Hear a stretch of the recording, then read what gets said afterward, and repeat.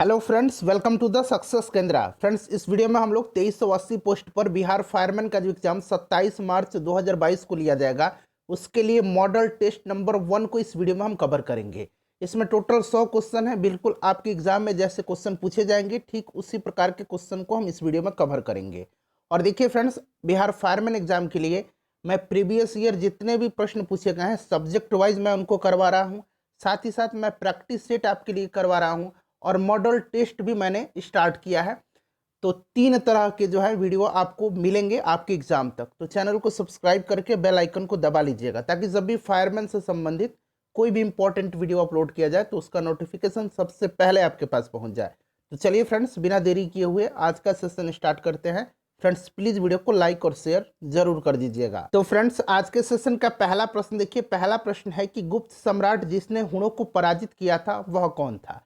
Right answer आपको 5 से 7 second के बीच में चुन लेना है। उसके बाद जो भी आंसर होगा पूरी डिटेल में मैं आपको बता दूंगा।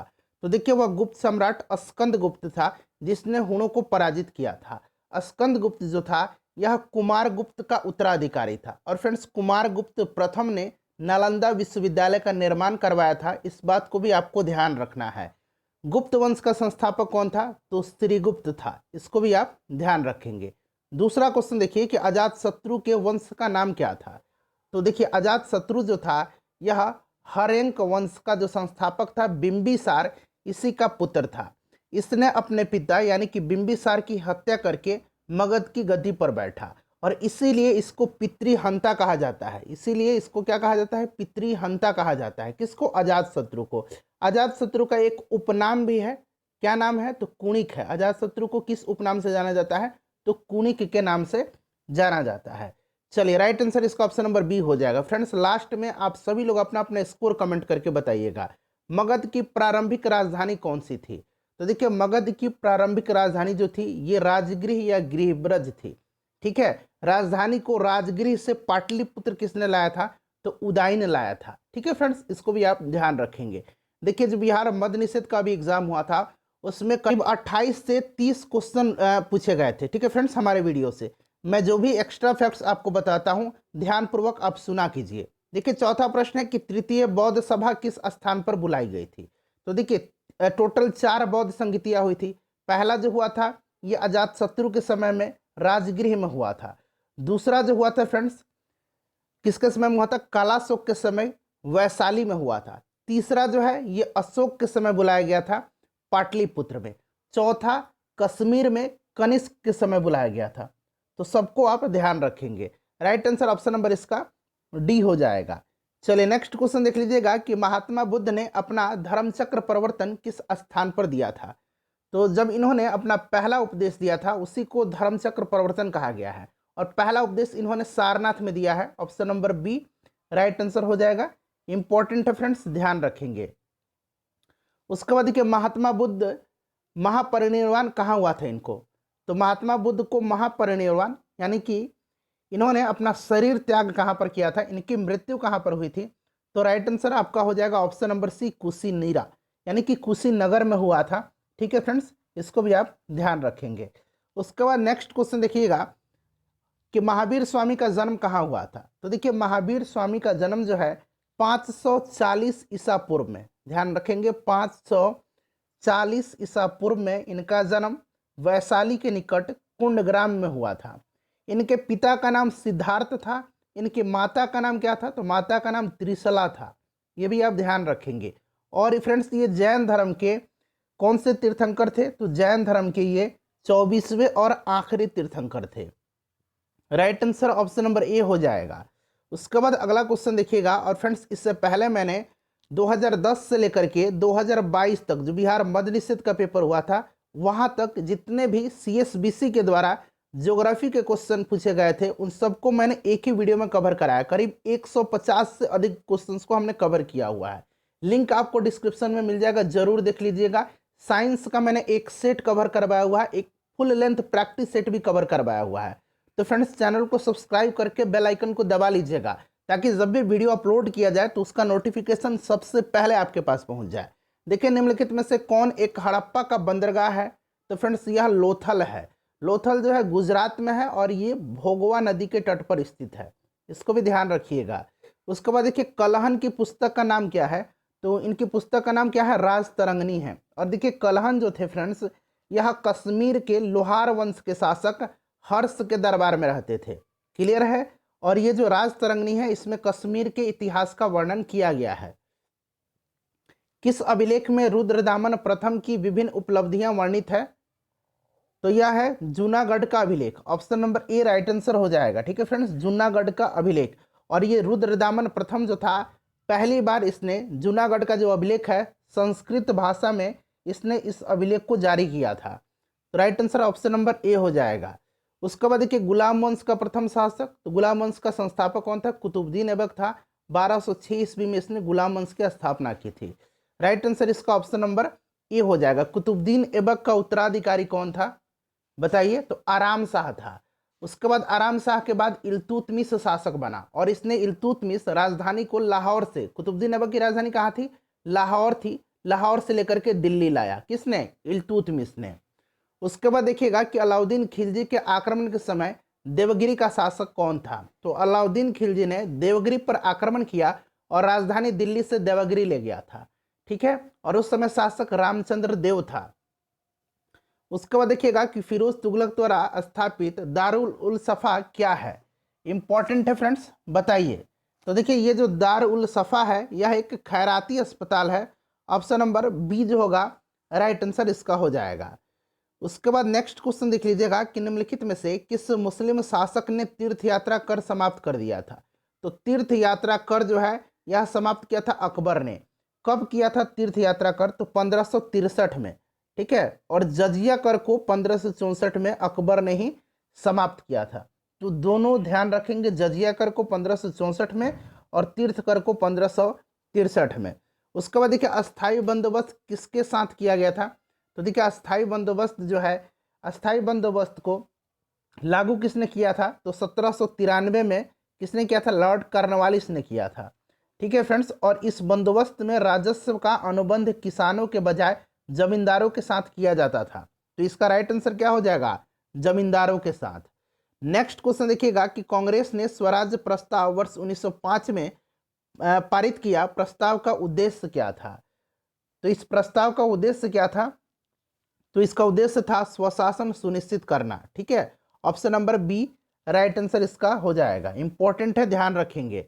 उसके बाद देखिए असहयोग आंदोलन शुरू किया गया था किस वर्ष, तो असहयोग आंदोलन महात्मा गांधी जी के द्वारा 1 अगस्त 1920 को शुरू किया गया था।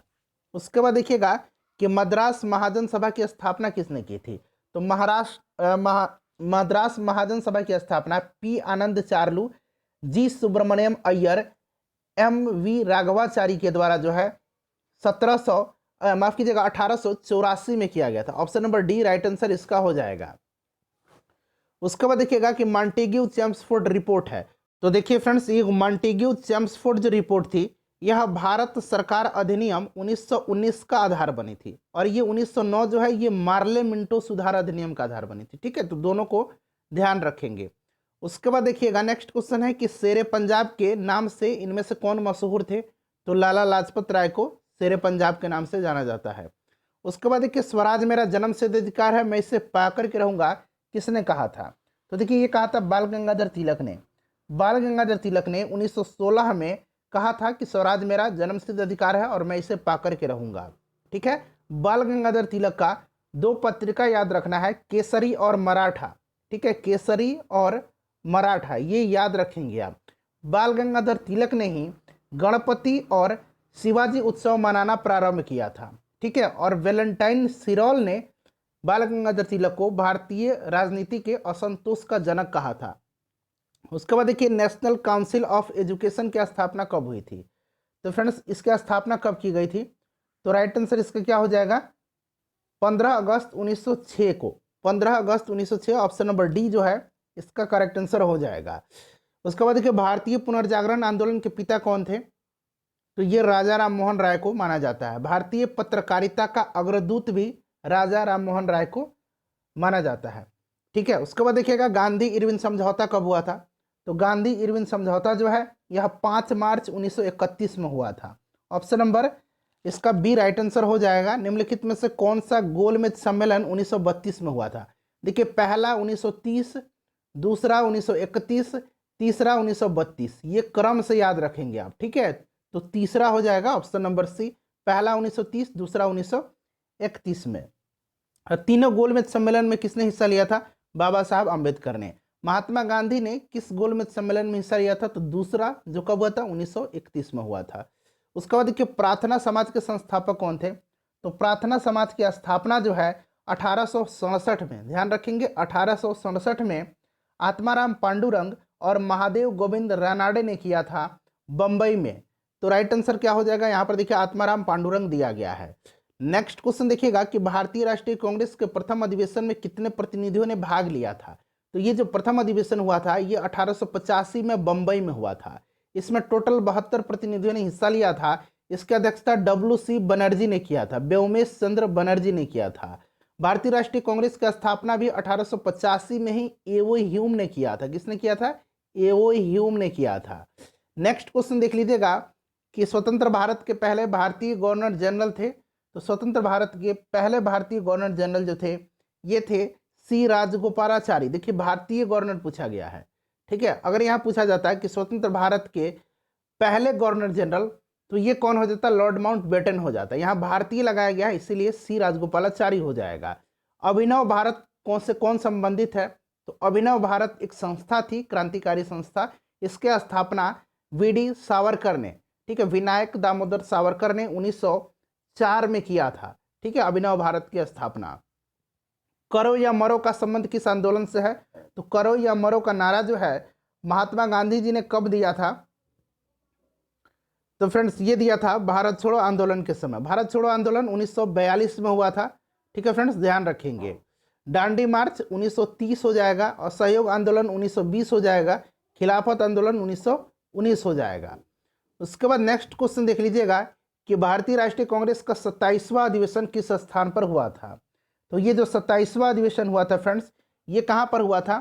तो फ्रेंड्स ये हुआ था आपका बांकीपुर पटना में, और इसकी अध्यक्षता RN माधोलकर ने किया था, ठीक है फ्रेंड्स।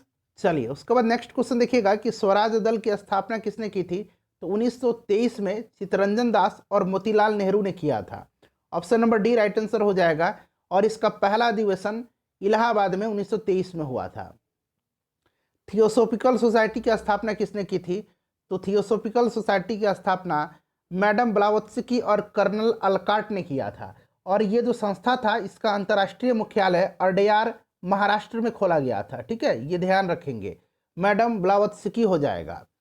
फ्रेंड्स प्लीज वीडियो को लाइक कर दीजिएगा और इसे शेयर जरूर कर दीजिएगा। निम्नलिखित में से कौन सी पुस्तक तिलक ने लिखी है? देखिए फ्रेंड्स, इसमें से जो तिलक के द्वारा लिखी गई पुस्तक है वो है गीता रहस्य। इंडिया इन ट्रांजिशन लिखा है MN रॉय ने, ठीक है फ्रेंड्स, ध्यान रखेंगे। गोखले माई पॉलिटिकल गुरु महात्मा गांधी जी ने लिखा है। Discovery of India Jawaharlal Nehru ji ने लिखा है।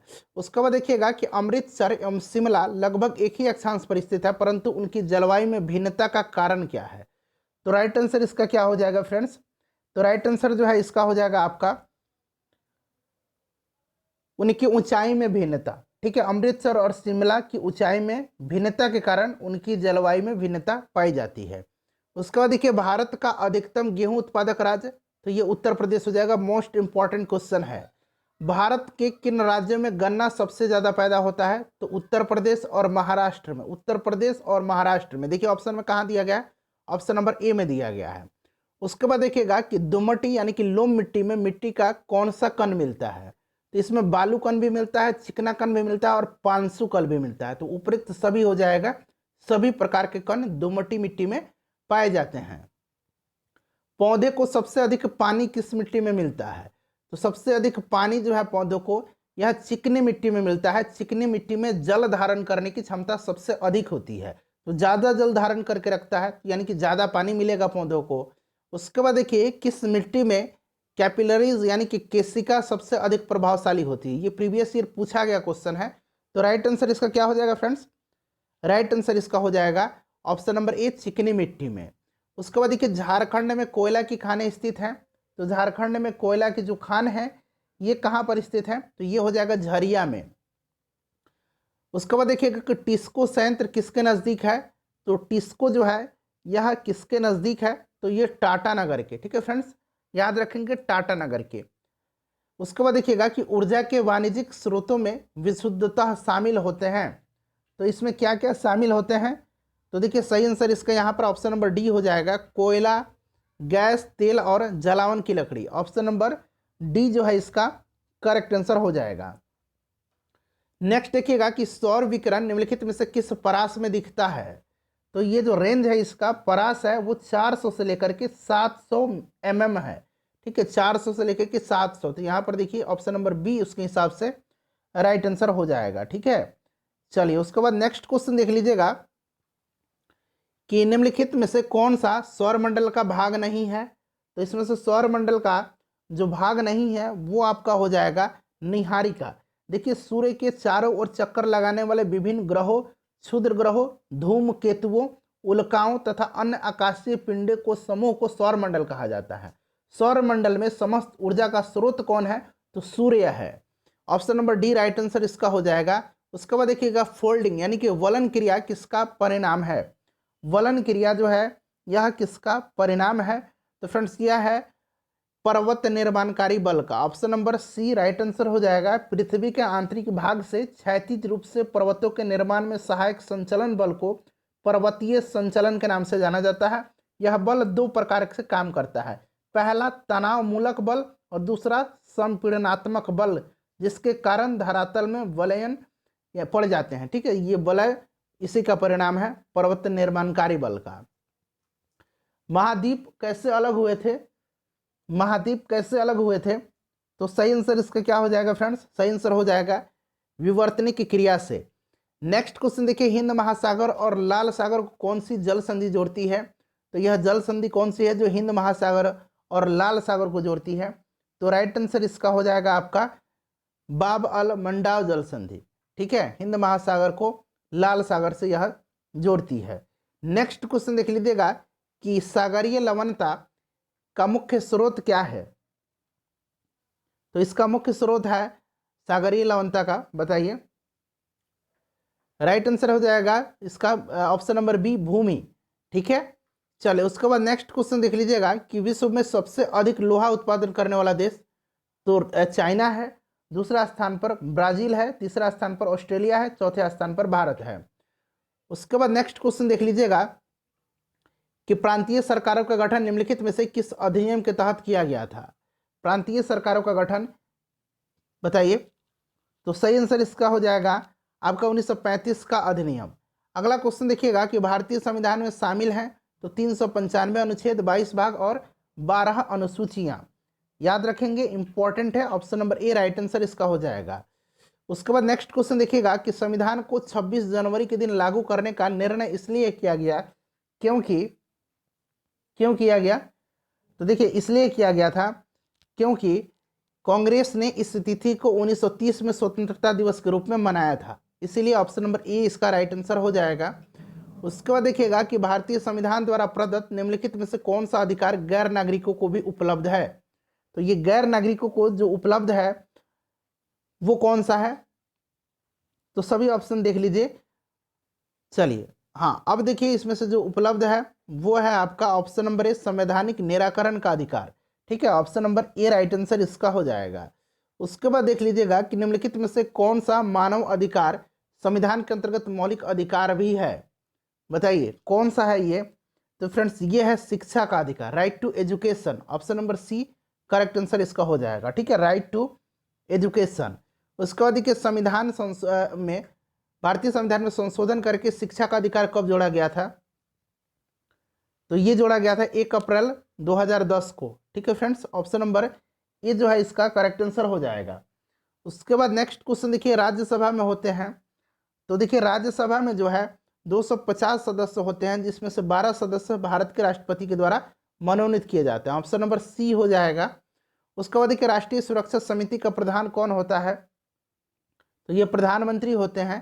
किस अनुच्छेद के अनुसार भारत के राष्ट्रपति द्वारा राष्ट्रीय आपातकाल की घोषणा की जाती है? तो यह अनुच्छेद 352 है। 356 में राज्यों में राष्ट्रपति शासन है, 360 में जो है यह वित्तीय आपातकाल है। नेक्स्ट क्वेश्चन देख लीजिएगा कि राज्य सरकारों का संवैधानिक प्रमुख कौन होता है? तो ये राज्यपाल होता है राज्य सरकार का। उसके बाद देखिए लोक लेखा समिति अपने रिपोर्ट प्रस्तुत करती है, तो लोकसभा के अध्यक्ष को, लोकसभा के स्पीकर को। लोक लेखा समिति टोटल 22 सदस्य होते हैं, 15 सदस्य लोकसभा से, 7 सदस्य राज्यसभा से। लोकसभा में जो विपक्ष का नेता होता है वह इस समिति का अध्यक्ष होता है। लोक लेखा समिति का कार्यकाल 1 वर्ष का होता है।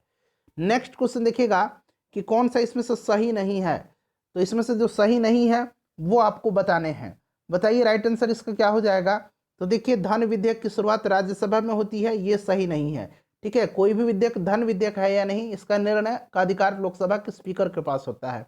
राइट आंसर इसका जो है ऑप्शन नंबर बी हो जाएगा, लोकसभा में होती है, राज्यसभा में नहीं। उसके बाद देखिए निम्नलिखित कथनों में से कौन सा सही नहीं है, सभी को पढ़ लीजिए। ठीक है, सभी ऑप्शन में आपको दिखा देता हूं।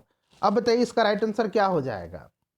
तो देखिए इसका जो करेक्ट आंसर हो जाएगा वो आपका प्रश्न क्या है कि कौन सा इसमें से सही नहीं है।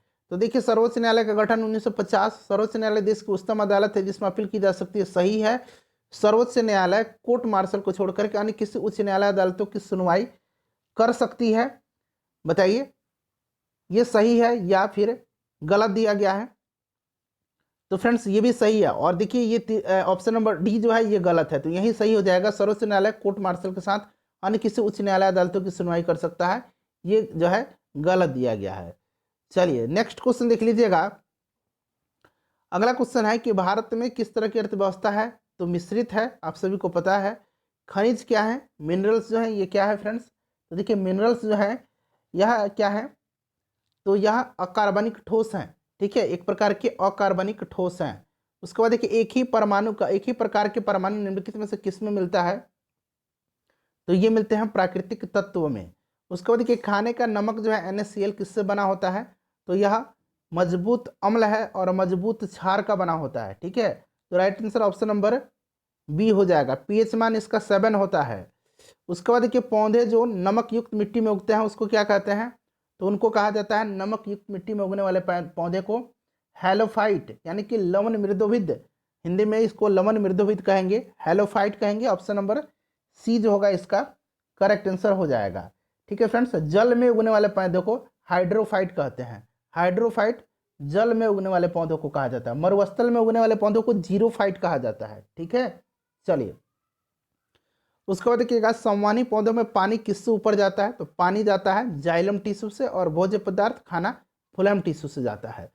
उसके बाद देखिए पौधे का कौन सा भाग फूल बनने का उद्दीपन ग्रहण करता है, तो यह पौधे का कौन सा भाग है, तो यह पौधे का पर्ण है, लीफ है। ठीक है, ऑप्शन नंबर सी इसका राइट आंसर इसका हो जाएगा। ठीक है, पौधे का पर्ण भाग। नेक्स्ट क्वेश्चन देख लीजिएगा कि निम्नलिखित ग्राफ, अब यहाँ से मैथ के क्वेश्चन है। देखिए फ्रेंड्स मैं PDF आपको टेलीग्राम पर उपलब्ध करवा दूंगा, ये बहुत ही सिंपल क्वेश्चन दिया गया है। देखिए प्रश्न कह रहा है कि 2016 में कंपनी द्वारा उत्पादित जूते और शर्ट, तो देखिए जूता और शर्ट, ये वाला जूता और शर्ट है, तो 2016 में जूता और शर्ट कितना है, जूता 25 और शर्ट 30, यानी कि कितना हो गया, 55 हो गया। ठीक है, याद रखेंगे। उसके बाद कह रहा है कि कुल संख्या 2014 में कंपनी द्वारा उत्पादित पैंट की कुल संख्या के बीच में अंतर कितना है, तो 2014 में पैंट की संख्या 15 है, तो 55 में से 15 घटा दीजिएगा तो 40 बच जाएगा, और सब हजार में दिया गया है, तो 40,000 हो जाएगा राइट आंसर। देखिए कहाँ पर दिया गया, ऑप्शन नंबर ए। इसी प्रकार से क्वेश्चन है। ठीक है, अगर आप बनाना चाहते हैं तो आप वीडियो को पॉज करके बना लीजिएगा, मैं आंसर फटाफट आपको बताते चलता हूँ। ठीक है, इसमें 1 बजे इसका करेक्ट आंसर हो जाएगा। उसके बाद देखिए 73 का राइट आंसर जो है ये 50 दिन हो जाएगा। 74 का राइट आंसर जो हो जाएगा वो आपका हो जाएगा 490 रुपया। ठीक है, ऑप्शन नंबर सी में दिया गया है। उसके बाद देखिए 75 का करेक्ट आंसर जो हो जाएगा वो आपका हो जाएगा 19.50 रुपया, यानी कि 19.5 रुपया।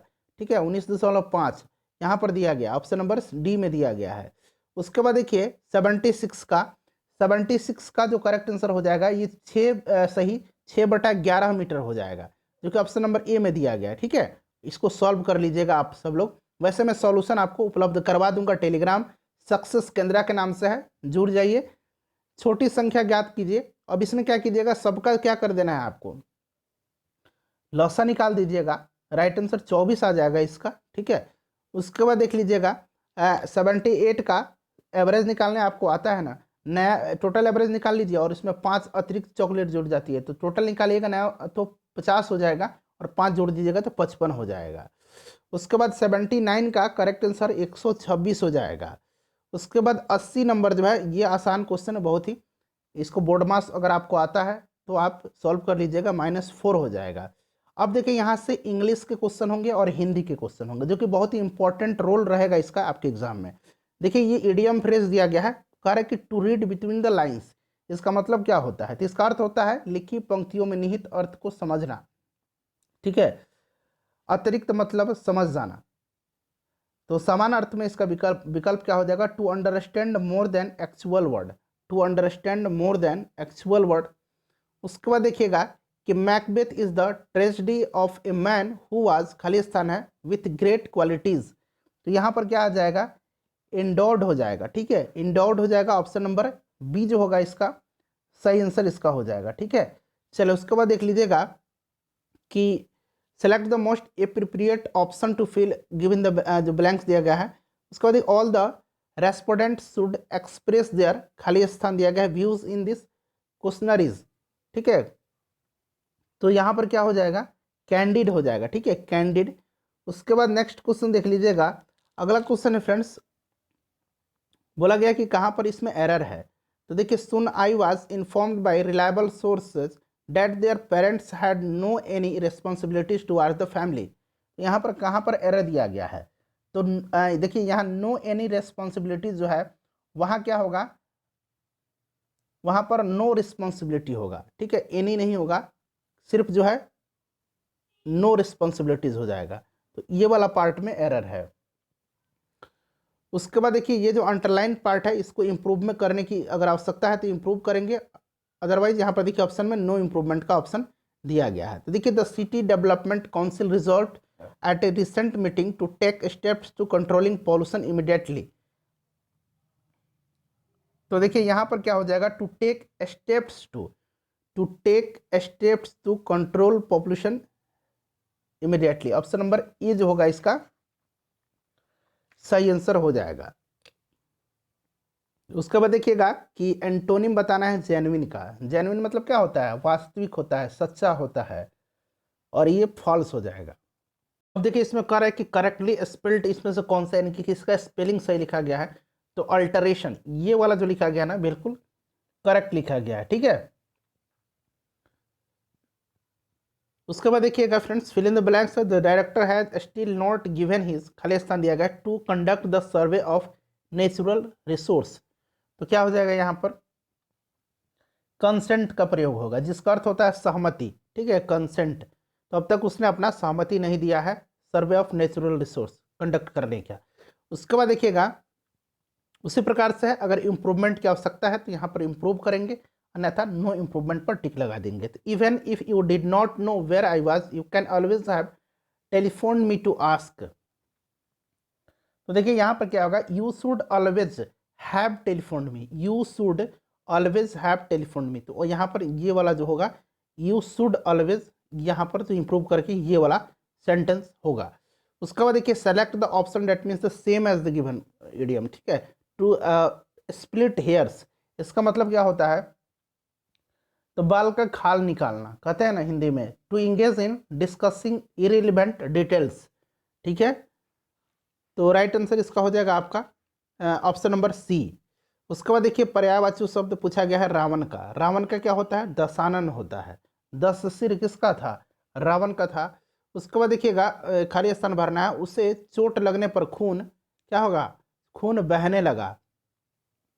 उसके बाद देखिएगा यहाँ सेंटेंस में कहाँ पर त्रुटि है।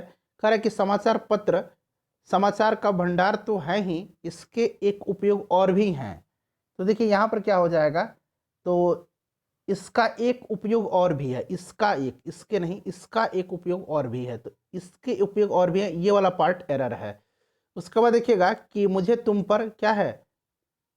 विश्वास नहीं है, ठीक है। ऑप्शन नंबर डी हो जाएगा राइट आंसर।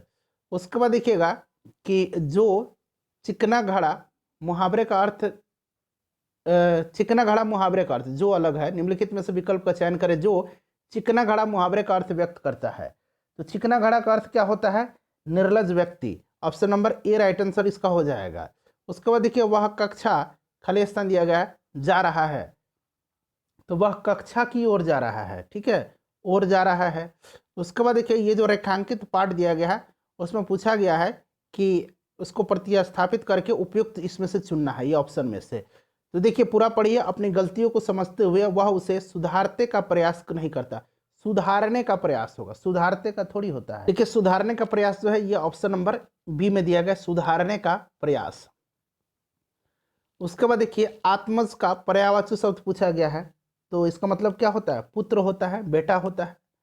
उसके बाद देखिएगा सही वर्तनी आपको चुन करके बताना है इसमें से कौन सा सही लिखा गया है। रोहिणी जो है कौन सा सही लिखा गया, आप आंसर कमेंट कीजिए और अपने स्कोर बताइए। उसके बाद देखिए नित्य का पर्यायवाची शब्द पूछा गया है, सॉरी विलोम शब्द पूछा गया है, ठीक है। नित्य का विलोम शब्द क्या हो जाएगा? अनित्य हो जाएगा, ऑप्शन नंबर 100।